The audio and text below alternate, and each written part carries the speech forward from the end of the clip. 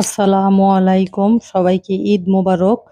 তো আজকে ঈদের দিন সকালে থেকে রাত পর্যন্ত খুশি আপু বলছে যে খুশি আপুদের ঘরে খাইতে।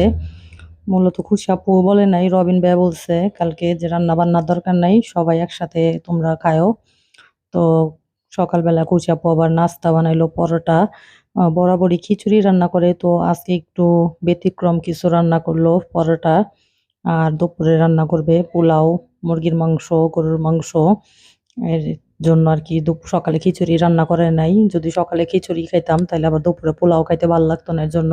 তো সকালে নাস্তা টাস্তা খাওয়া শেষ করে আর এদিকে খুশি আপু রান্না বসাই দিল দুপুরের জন্য। আর আমি সকালে ঘুমের থেকে উঠে দেখি ওর রান্না প্রায় শেষ, শ্যামাই রান্না করছে, গরুর মাংস রান্না করছে। যেহেতু পরোটা দিয়ে সবাই গরুর মাংস খাবে এর জন্য আর কি। আর দুপুরে শুধু মুরগির মাংসটা আর পোলাওটা রান্না করবে। তো খুশাপর আপু মিলে সমস্ত কাজ কাম করতেছে। তো আজকে সবাই মিলে আমরা খুশাপুদের ঘরেই খাবো, ভাবিরা, জারফিন আপা, আমরা, আপুরা। আর আপুরা তো চান রাত্রের দিনই চলে আসছে। তো সবাই মিলে একসাথে আসলে থাকলে ঈদের আনন্দটা আরো ভালো লাগে। আর এমনিতেও খুশি আপুর একটু মাথা মোটা, তো ও একটু বুদ্ধি শুদ্ধি কম। আর আমার আর আপুর হচ্ছে লগে অনেক বুদ্ধি, এর জন্য আমি আর খুশি আপু একটু আমি আর আপু আর কি খুশি আপুকে একটু ভাঙায় খাইতেছি। আর আমরা সবাই একরকম, মানে আমরা চারজন। জারফিন আপার জামাটা একটু ভিন্ন রকম হয়ে গেছে প্রথমে আর কি। একরকমই নিতে চাইছিলাম, তো অনলাইনে অর্ডার করছিলাম, তো আমরা যেই কালারটা আর কি অর্ডার করছি সেই কালারটা দেয় নাই, এর জন্য ফেরত দিয়ে দিছি, পরে এইগুলা নিছি।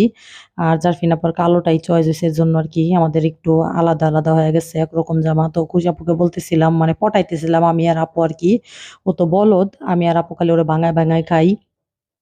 তো খুশি আপুকে বলতেছিলাম তোদের ঘরে যেহেতু খাবো, তো জামাটাও যদি টাকাটা তুই দিয়ে দিস সব থেকে বেটার হবে।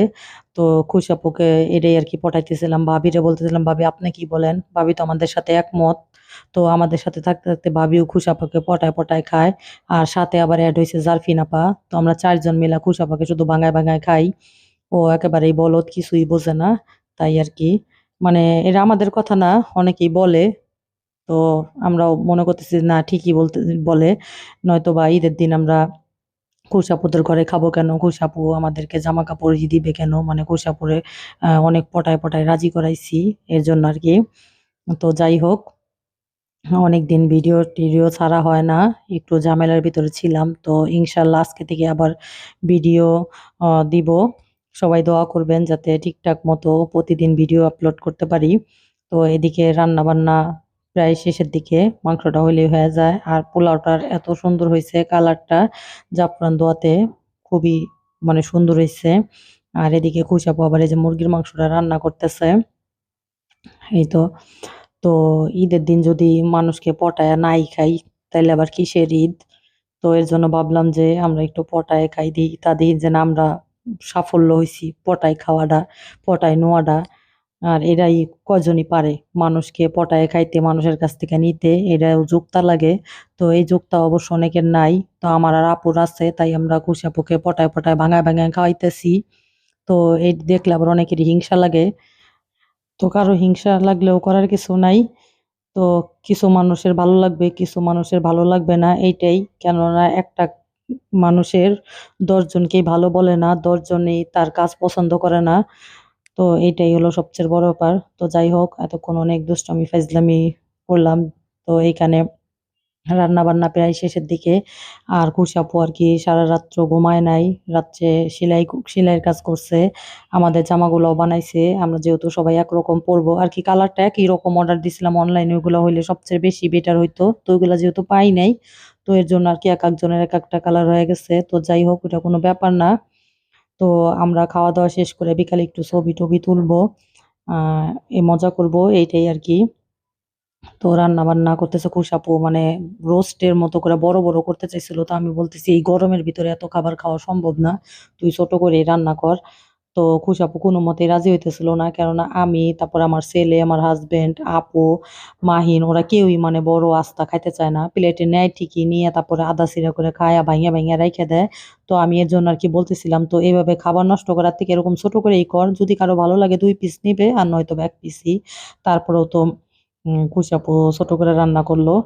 তো যাই হোক, রোস্টের মতন করে রান্না করছে। ও বড় বড়ই রোস্ট করতে চাইছিল, তো আমি বলছি এইভাবেই রান্না করে, এটাই মজা হইব ছোট ছোট।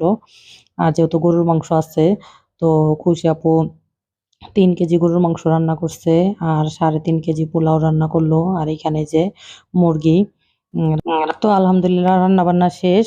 এখন এই যে খাবার দাবার রেডি করতেছে। তো এই যে খোকা ভাইয়া, রন ভাই, তারপরে সম্রাট, ওরা খাইতে বসে পড়ছে। আর এদিকে আমার হাজবেন্ড, রহিম ভাই, তারপরে আবির, ওরা আগেই খায় ফেলছে, রবিন ভাই, কেননা সবাই ওরা রাত্রে দোকানদারি করছে, ওরা আসছে অনেক রাত্রে, ঘুমাইছিল সকালে, সকালে নাস্তা খায় নাই। তো একবারে দুপুরে খাইতে আসছে, ওদের খিদা লেগে গেছে, এর জন্য আর কি এক একজন এক এক টাইমে খাইছে, একসাথে আর খাইতে পারলাম না। তো ঈদের দিন সবসময় এরকমই হয়, বেশিরভাগ দেখা যায় একসাথে খাওয়া হয় না, কারণ ওরা অনেক রাত্রে আসে, ঈদের 1 সপ্তাহ, ওরা কোনোদিন দেখা যায় সকালেও আসে ঈদের দিন, এর জন্য আর কি ঘুমায় সবাই, আর কি একত্রে খাওয়া হয় না। তো যার যার খিদা লাগছে তারা তারা খায় নিছে, আর ওরা আবার একটু দেরি করে আসছে, এর জন্য ওরা আর কি পরে খাইলো। আর ওদের খাওয়া দাওয়া শেষ হইলে আমরা বোনরা সব একসাথে খাবো। আর এদিকে আপু বাইরে খাওয়াইতেছে সবাইকে, আর আপু খায়া নিছে। আপুর কাজই হলো সবার আগে আগে খাওয়া, আমাদেরকে রাইখে আপু খায়া উঠছে। আপু মানে উম, আপুর পরিবার খাওয়া শেষ, তো আপু খায়া নেয়। আপুর এটা বরাবরই অভ্যাস, বলে লাভ নাই। তো যাই হোক, এখন এই যে ভাবি, খুশি আপু, জারফিন আপা, মা, আমরা একসঙ্গে খাচ্ছি। আর আপু তো খায়াই ফেলছে আগে। তো এখানে সবাই খাওয়া দাওয়া শেষ করতেছি, আর পোলাওটা এত সুন্দর ঝরঝরা হয়েছে, খুবই টেস্ট হয়েছে, মানে বলার মতো না, অন্যরকম টেস্ট হয়েছে। আর আজকে মাংসটাও খুবই টেস্ট হয়েছে, আল্লাহর রহমতে খাবারটা খুবই সুস্বাদু হয়েছে। আর খুশি আপু সারা রাত্র ঘুমায় নাই, সারা রাত্রে আমাদের জামা সেলাই করছে, আর এদিকে জামাকে আপু কোক দিল। আর পোলাওর সাথে কোক খাইতে খুবই টেস্টি লাগে। আর এদিকে আপু এই যে কলি ভাবির এই দিতেছে, বেশি বেশি করে আদর যত্ন করে খাওয়াইতেছে ভাবিকে। তো এই যে দুপুরের খাওয়া দাওয়া শেষ, এখন বাজে রাতের 7:30। তো আমরা এখন চা খাইতেছি, আর চা না খেলে তো আমাদের হবেই না, যত কিছুই হোক, ঈদ হোক আর যাই হোক, চা খাইতেই হবে। তো এখানে আমরা চাটা খাবো, তারপরে আবার কিছু ছবি টবি তুললাম, মানে ভালোই মজা হইলো মোটামুটি ঈদটা। তো এখানে আমি আবার একটু বিস্কুট খাবো চা দিয়ে। খাবার কি এখনই পারবো না ঠান্ডা দেবো কেন কথা কোনো চা খেলে আরে কোলা করে চা খাওয়াই বাবা একটা দিন না দিওয়ালা কি পালি তো পারছা ঠিক আছে না চা খাইছিস না চা খাইতে না বাকি নাস্তা বাজে যাবে এত সুন্দর আমি খাবো ভাত খাবো আলু ভর্তা দি বেশি এ মরিচি দি এই জুবাইশ্বর গোসামি করলে রাইতে আলুর ভর্তা ডাল না পাতলা পাতলা